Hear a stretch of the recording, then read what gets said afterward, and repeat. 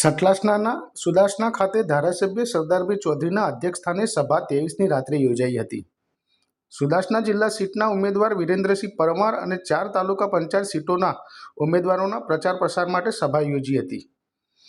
આ કાર્યક્રમમાં ખેરાલુ ધારાસભ્ય સરદારભાઈ ચૌધરી સહિત જિલ્લા ભાજપ મહામંત્રી ભગાજી ઠાકોર સાથે પૂર્વ ધારાસભ્ય રમીલાબેન દેસાઈ અને પ્રવક્તા જયરાજસિંહ પરમાર સ્ટેજ પર સ્થાન લીધું હતું. જિલ્લા મંત્રી વિનુભાઈ ચૌહાણ સહિત ઉમેદવાર અને પૂર્વ એપીએમસી ચેરમેન વિરેન્દ્રસિંહ પરમાર સહિત તાલુકા સીટોના ઉમેદવાર ઉપસ્થિત રહ્યા હતા. આ સભાની શરૂઆતમાં સતલાસના તાલુકા ભાજપના પ્રમુખ વિરેન્દ્રસિંહ ચૌહાણે શાબ્દિક સ્વાગત કર્યું હતું. ધારાસભ્ય સરદારભાઈ ચૌધરી સહિત આગેવાનોનું સન્માન સંગઠનના હોદ્દેદારો સહિત ઉમેદવાર સહિત ટીમે ફૂલહાર પહેરાવી, શાલ ઓઢાડી, તલવાર ભેટ આપી, સાફા પહેરાવીને કર્યું હતું.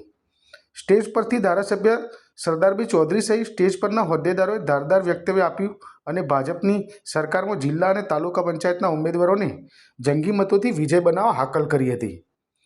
ધારાસભ્ય અને જયરાજસિંહ પરમાર અને ભગાજી ઠાકોર એ લોકો સમક્ષ ભારતીય જનતા પાર્ટીના વિકાસ કાર્ય થકી વિગતો આપી હતી.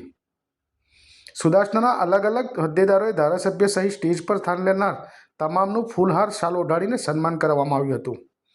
સતલાસના તાલુકા ભાજપ ભારતીય જનતા પાર્ટીના પ્રમુખ શ્રી વિરેન્દ્રસિંહ ચૌહાણની સૂચના મુજબ જયંતિભાઈ પટેલ વકીલ સહિત મુકેશભાઈ મહેતાની દેખરેખમાં મહામંત્રી શ્રી રાજેન્દ્રસિંહ પરમાર અને હસમુખભાઈએ સફળ સંચાલન કર્યું હતું.